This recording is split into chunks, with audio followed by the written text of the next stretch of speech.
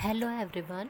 आज हम यूनिट 5 के टॉपिक इन्फेक्शियस डिजीज़ की सीरीज़ को ही कंटिन्यू करते हुए पोलियो और मलेरिया के बारे में पढ़ेंगे। जो पोलियो होता है इसे अपंगी बीमारी के रूप में भी जाना जाता है। यह केंद्रीय तंत्रिका तंत्र को प्रभावित करने वाला सबसे तीव्र और संक्रामक संचारी रोग है जो कि स्वैच्छिक मांसपेशियों में पैरालिसिस कर देता है और मुख्य रूप से यह पैरालिसिस शरीर के निचले भाग में ही देखा जाता है। जो पैरों की जो मांसपेशियां होती है वह हाथ की तुलना में ज़्यादा प्रभावित होती है। अर्थात हमने कई ऐसे एग्जाम्पल्स देखे होंगे अपने सामने पोलियो के जो पैर से अपंग होते हैं किंतु उनका जो शरीर का ऊपरी भाग होता है वो बिल्कुल ठीक होता है। पोलियो जो है ये पूरी दुनिया में फैला हुआ बहुत ही घातक संक्रामक रोग है और हमारे भारत में पुराने समय में यह एक महामारी के रूप में काफ़ी भारी मात्रा में फैला हुआ रोग था जिस पर कि अब बिल्कुल रोकथाम पाई जा चुकी है। पोलियो की बीमारी ज़्यादातर 6 महीने से 3 साल तक के उम्र के बच्चों को प्रभावित करती है और मुख्य रूप से यह लड़कों को ज़्यादा प्रभावित करती है। इसका जो रोगजनक जीव होता है वह पोलियो वायरस होता है जो कि 3 टाइप का होता है, polio virus 1, polio virus 2 and polio virus 3। इसमें जो पोलियो वायरस का टाइप 1 है वह सबसे अधिक खतरनाक है और यह शरीर को लकवा मार जाता है अर्थात पैरालिसिस कर देता है। जो इसकी प्रसारण की विधि है उसमें जो वाहक होता है वही रोग को फैलाने में महत्वपूर्ण भूमिका निभाता है। अर्थात वाहक वह व्यक्ति है जिसके शरीर के अंदर यह वायरस पाया जा रहा है। यह विषाणु नाक के स्राव, भोजन, दूषित जल तथा घर में उपस्थित मक्खियों की वजह से फैलता है। अर्थात ये सभी चीज़ें जो होती है यह संक्रमण फैलाने का कार्य करती है। इस बीमारी की जो उष्मायन अवधि होती है वह 7 से 14 दिन की होती है। उष्मायन अवधि इंक्यूबेशन पीरियड को कहा जाता है। जब कोई वायरस या बैक्टीरिया शरीर के अंदर प्रवेश करता है तब से लेकर के प्रथम लक्षण के दिखने तक की जो अवधि होती है उसे उष्मायन अवधि कहा जाता है। लक्षण: इस रोग में रोगी को सिर दर्द, सर्दी, पीठ दर्द और बुखार इस लक्षणों से पीड़ित देखा जाता है। इसके अलावा उसके जोड़ों में दर्द होना, गर्दन में कठोरता होना, बच्चों का सुस्त हो जाना, बुखार तथा गंभीर कमजोरी से पीड़ित होना, ये सभी लक्षण देखे जाते हैं क्योंकि यह हमारे सेंट्रल नर्वस सिस्टम पर ही अटैक करता है जिसकी वजह से ये इस प्रकार के सारे सिम्टम्स देखे जाते हैं। अग्रिम चरण में केंद्रीय तंत्रिका तंत्र प्रभावित होता है और रीढ़ की हड्डी आगे की ओर बढ़ती है। हाथ और पैर की मांसपेशियों में खिंचाव और जलन महसूस होती है। इस प्रकार के जो लक्षण होते हैं यह पोलियो की बीमारी में देखे जाते हैं। प्रतिरक्षा अर्थात इससे कैसे वैक्सीनेटेड होना होता है। जो पोलियोमाइटिस का जो वैक्सीन होता है यह 6 महीने से 9 महीने तक की उम्र के बच्चों को ओरली दिया जाता है अर्थात मुंह से इसकी ड्रॉप्स दी जाती है। टीका 1 महीने के अंतराल पर 3 खुराक में दिया जाता है और इसका जो एक बूस्टर डोज होता है वह 1 से 2 वर्ष के मध्य बच्चे को दिया जाता है। इसके रोकथाम और नियंत्रण के उपाय: जब किसी में यह रोग देखा जाता है तब मेडिकल अधिकारियों को तुरंत इसकी सूचना दी जानी चाहिए कि निम्न व्यक्ति इस प्रकार के रोग से ग्रसित हो रहा है। जो रोगी होता है उसको चिकित्सक की देख रेख में अलग कर देना चाहिए अर्थात उसे सेपरेट कर देना चाहिए, उसे और उसके सामान को, उसके कमरे, अन्य वस्तुओं को। पोलियो वायरस जो होता है यह मल मूत्र एवं गंदगी में उपस्थित होता है, इसलिए जो रोगी का जितना भी बॉडी का एक्सक्रीशन होता है उसे निपटाने के लिए या उसे अलग तरीके से डिस्पोज करना चाहिए और उसके डिस्पोज की उचित व्यवस्था करनी चाहिए। एंटीफ्लाई उपचार अपनाना चाहिए अर्थात एंटीफ्लाई ट्रीटमेंट करना चाहिए ताकि मक्खियाँ और मच्छर घर में प्रवेश ना कर पाए। रोगी द्वारा जो भी उपयोग किया हुआ कमरा है, बिस्तर है, कपड़े हैं, बर्तन है या अन्य सामान होते हैं उनका भी कीटाणु शोधन करना चाहिए तथा उन्हें डिसइंफेक्ट करके रखना चाहिए ताकि अगला कोई दूसरा व्यक्ति इससे संक्रमित ना हो जाए। अब हम बात करेंगे मलेरिया के बारे में। मलेरिया जो है ये बारिश के मौसम में सबसे ज़्यादा फैलता है। जब आर्द्रता या नमी का या मॉइस्चर का प्रतिशत 60 से अधिक हो जाता है, उस समय पर यह बीमारी देखी जाती है। मलेरिया का जो परजीवी होता है वो प्लाज्मोडियम नाम का एक प्रोटोजोआ होता है, जो कि मानव की लाल रक्त कणिकाओं अर्थात आरबीसीज के अंदर जीवित रहता है।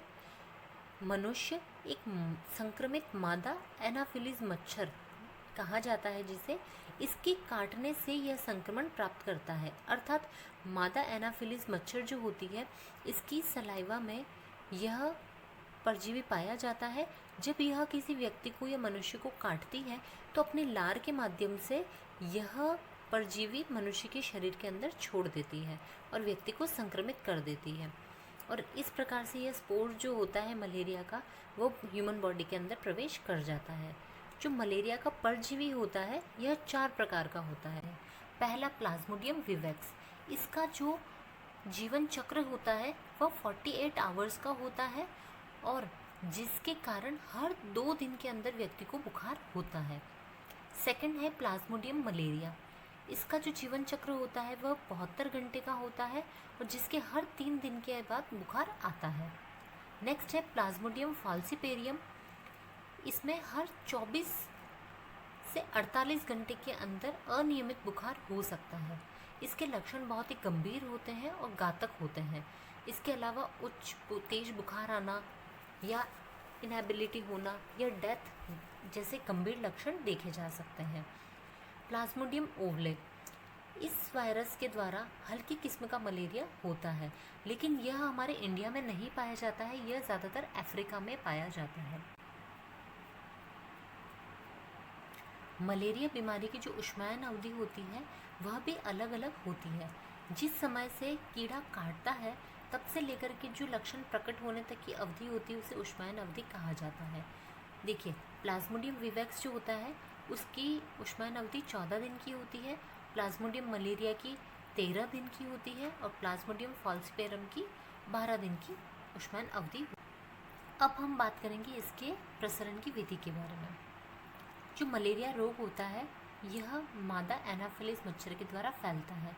इस रोग के प्रसार के लिए या फैलने के लिए आवश्यक तापक्रम 20 से 30 डिग्री सेंटीग्रेड होता है, जिसमें 63% जो आर्द्रता या नमी आवश्यक होती है। इस स्थिति के अंदर बेसिकली यह जो प्रसारण होता है यह किसी भी खराब आर्थिक स्थिति, अपर्याप्त भोजन, भीड़भाड़ वाले स्थान या फिर जैसे कि जो सिंचाई वाले स्थान होते हैं और जहाँ पे नहरों में रिसाव हो या जहाँ जल भराव हो, चावल की खेती होती है, इस प्रकार के जो स्थान होते हैं वहाँ पर यह ज़्यादा देखी जाती है। अर्थात पानी वाले स्थान के ऊपर जो मक्खी एवं मच्छर होते हैं वह ज़्यादा मात्रा में फैलते हैं और वहाँ पर अपने अंडे देते हैं, जिसकी वजह से ये स्थल जो होते हैं ये ज़्यादा प्रसार फैलाने का कार्य करते हैं। एक बार यदि व्यक्ति मलेरिया से पीड़ित हो जाता है तो उसके पश्चात उसमें एक प्रतिरक्षा विकसित हो जाती है ताकि वह नेक्स्ट टाइम इससे बीमार नहीं पड़ता है, या शायद ही कभी ऐसा होता है कि उसे कभी दोबारा ये बीमारी हो, अन्यथा एक व्यक्ति अपने जीवन काल में एक ही बार मलेरिया से पीड़ित होता है।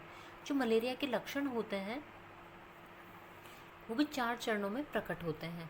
पहली होती ठंडी अवस्था, जिसमें रोगी को बहुत तेज ठंड लगती है, बुखार, सिर दर्द, वॉमिट होना और चक्कर आना, ये इसके लक्षण होते हैं।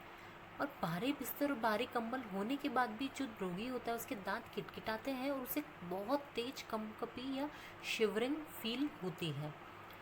दूसरी है गर्म अवस्था, जिसमें रोगी को 1 या 2 घंटे के बाद सिर दर्द, बदन दर्द और बुखार लगता है और यह अवधि 1 से 8 घंटे तक हो सकती है और यह परजीवी के प्रकार पर निर्भर करती है कि कितना समय लगता है या कितनी समयावधि होगी। तीसरी है पसीने की अवस्था, जब तेज बुखार होने के कारण व्यक्ति की त्वचा गर्म और शुष्क हो जाती है तो अब पसीने की अवस्था में जैसे ही व्यक्ति को पसीना होता है त्वचा नर्म हो जाती है और पसीने की वजह से जो शरीर का तापक्रम होता है वह भी गिर जाता है। अब रोगी हल्का और आरामदायक महसूस करने लगता है। लास्ट होती है एप्रेक्सियल अवधि या बुखार की अनुपस्थिति। यह वह अवस्था होती है जिसके अंदर विशेष रूप से यह अवस्था जो होती है परजीवी के पर निर्भर करती है, और इस टाइम पर रोगी को ऐसा लगता है कि वो बुखार से पूर्ण रूप से मुक्त है, उसे किसी भी प्रकार से बुखार नहीं है। इसमें एनीमिया और जो स्प्लीन या यकृत जो होता है उसका एनलार्जमेंट देखा जाता है, अर्थात वो बढ़ जाते हैं अपने आकार में। अब हम बात करेंगे इसके रोकथाम और नियंत्रण के उपाय के बारे में। मलेरिया जो होता है उसको निम्नलिखित मैनर्स के थ्रू रोका जा सकता है। देखिए, उन परिस्थितियों को सुधारना चाहिए जो मच्छरों के प्रजनन को प्रोत्साहित करते हैं, अर्थात घर के आसपास पानी के गड्ढे नहीं होने चाहिए या उनमें पानी इकट्ठा नहीं होने देना चाहिए, डिप्रेस नहीं होना चाहिए, क्योंकि देखिए जब पानी के इस प्रकार के छोटे छोटे गड्ढे या स्थल रहेंगे तो वहाँ पे मच्छर बहुत अधिक मात्रा में पनपते हैं, जिसकी वजह से ये मलेरिया रोग ज़्यादा मात्रा में फैलता है। इसलिए घर से एवं सड़क पर उचित निकास की व्यवस्था होनी चाहिए ताकि किसी भी जगह पर पानी स्थिर ना रहे और वहाँ से पानी बह करके आगे निकल जाए। जब मच्छर या मक्खियाँ लार्वा स्टेज में या अंडाणु स्टेज में या वयस्क होते हैं उस समय पर इन्हें मार देना चाहिए, नष्ट कर देना चाहिए, जैसे कि इन पर तेल डालकर, डीजल या मिट्टी का तेल डाल करके इनके प्रजनन को रोका जा सकता है, अर्थात पानी से भरे हुए जितने भी स्थान होते हैं उस पर पानी पर इसका छिड़काव कर देना चाहिए ताकि मच्छर उस पर अपने अंडे नहीं दे पाते हैं। उसके अलावा नीम और जो नीलगिरी के पत्ते होते हैं उनको जलाने से भी मच्छर नष्ट हो जाते हैं। आजकल मार्केट में बहुत सारे ऐसे प्रोडक्ट्स अवेलेबल होते हैं जिनके थ्रू मच्छरों को मारा या रोका जा सकता है, तो उनका यूज़ किया जा सकता है। इसके अलावा जो वनस्पति होती है उसे काट करके, अर्थात हमारे घर के आसपास कई बार हम देखते हैं कि अननेसेसरी वेजिटेशन हो जाता है या कुछ जंगली पौधे उग जाते हैं या किसी भी स्थान पर ऐसा हो तो उन्हें नष्ट कर देना चाहिए, हटा देना चाहिए, क्योंकि ये मच्छरों के लिए उनके प्रजनन स्थल के रूप में कार्य करते हैं। इसके अलावा हमें दरवाजे पर जाली लगा करके रखनी चाहिए, नेट वाले जो गेट होते हैं वह होने चाहिए, जो खिड़कियां होती हैं उन पर नेट लगी हुई होनी चाहिए या फिर वायर ग्रिल लगी हुई होनी चाहिए। जब व्यक्ति रात को सोता है उस समय अपने जो बेड होता है उसको मच्छरदानी से ढक लिया जाए, पूरे आस्तीन के वस्त्र पहनने चाहिए। इसके अलावा जो मच्छरों को मारने के लिए जो कॉइल्स आती है उनका यूज़ करके इन मच्छरों को मारा या भगाया जा सकता है। इस प्रकार इसके रोकथाम के उपाय थे। हमने मलेरिया और पोलियो के बारे में पढ़ा है, इसके रोकथाम के उपाय तथा ये कितने प्रकार के होते हैं इसके बारे में डिस्कस किया। इसी के साथ हमारा ये लेक्चर ख़त्म होता है। Thank you.